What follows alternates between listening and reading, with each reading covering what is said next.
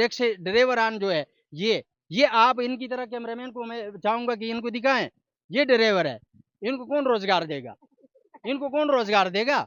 इनको रोजगार दे पहले, बाद में ये रिक्शे को आग लगा दे, हमें कोई इतराज नहीं है। जो रिक्शे मालिकान है उनको जिन कीमतों पर इन्होंने उठाए हुए वो कीमत उनको अदा कर ले।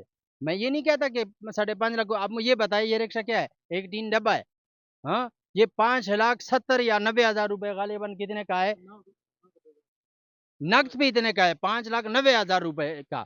अब मुझे ये बताइए कहाँ से? अब इस बंदे ने किस्तों में उठाया हुआ है, ये कैसे ये किस्तें भरेगा? आप मुझे भी बताएं।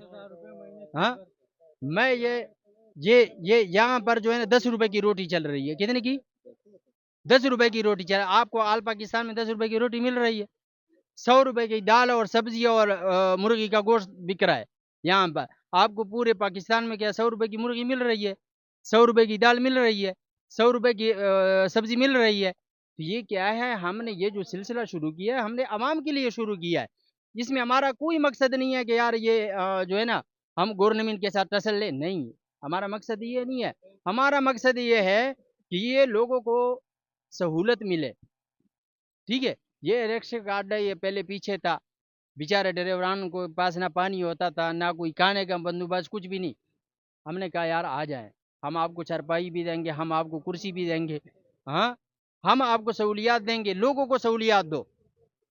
अब जिस अड्डे पर आप आए, मैं तो था ही नहीं इधर कि आप किस टाइम आए क्या किस टाइम नहीं आए, लेकिन आपको यहाँ पर कोई बदतमीजी या कोई ऐसी बात नहीं मिली होगी।